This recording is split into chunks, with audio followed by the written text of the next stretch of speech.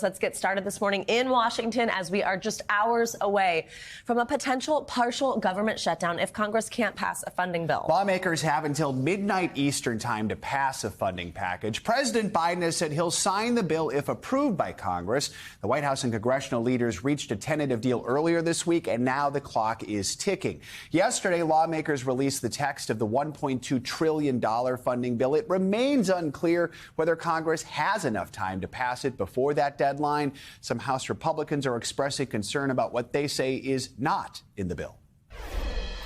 This bill is a complete and total failure. I got a prominent individual that follows all the border stuff just texted me and said it was, quote, an effing surrender on the border, because it is. We get nothing. Literally nothing changes on the border.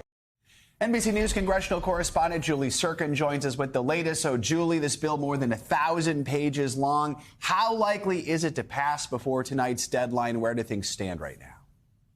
Okay, first of all, I'm jealous that I missed the memo. You guys look great. Listen, it's going to go down to the wire today. First, the House is going to have to vote on this bill. We're told sometime mid-morning, but you see that reaction from some House Republicans who are really frustrated with this bill. So certainly the votes are going to be troubling for Speaker Johnson. He's going to rely on a lot of Democratic votes to come through. Remember, he needs 2/3 of the House to pass this. And then the Senate expects to receive this bill sometime around midday. Now, look, they've been working all week to try and come up with some kind of time agreement. Remember, all 100 senators need to come to an agreement to pass this bill ahead of that midnight deadline.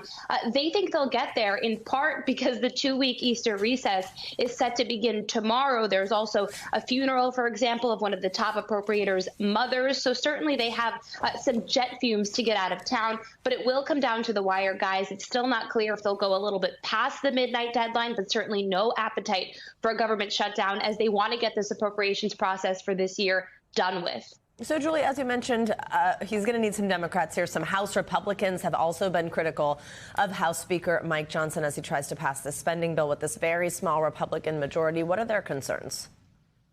Well, they're concerned that this bill is too bloated. This really is a product that is bipartisan. Neither side got any extreme wins here or extreme losses. They all kind of moderately benefited from this piece of legislation. Those House conservatives, though, like Chip Roy, that you heard a little bit from at the top, they wanted more wins for Republicans, especially when it comes at the border. And they just think this bill, the price tag, much too high. Take a listen to some of what they had to say.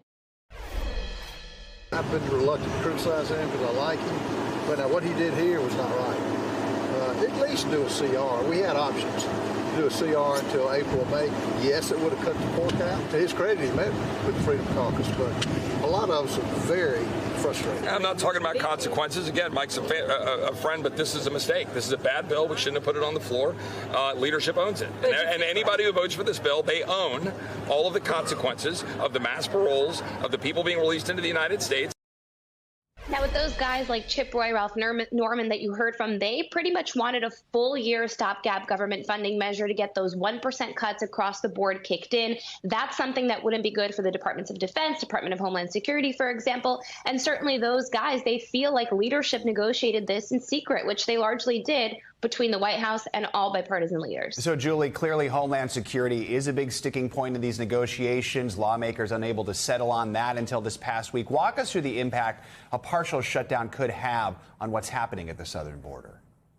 Yeah, partial shutdown would be devastating at the southern border. We've reported time and time and again over the last year how overwhelmed the resources are at the border. Democrats were really pushing for more funding, for more resources for border agents, for more detention beds, for more resources for ICE as well, the Immigration and Customs Enforcement. They're set to have a $500 million shortfall come May. So you could see if they did agree to a partial shutdown or they agreed to a stopgap funding measure just for that agency alone, that would have really had damaging consequences down the pike. So you hear Republicans complain, well, there wasn't enough border enforcement provisions in this bill. Yeah, that might be true. They didn't get the policy that they wanted, but this is something Democrats wouldn't budge on, especially after Republicans rejected that bipartisan Senate bill just a couple of months ago.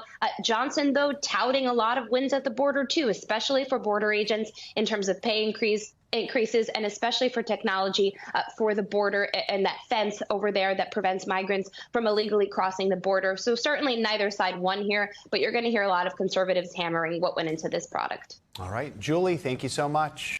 Thanks for watching. Stay updated about breaking news and top stories on the NBC News app or follow us on social media.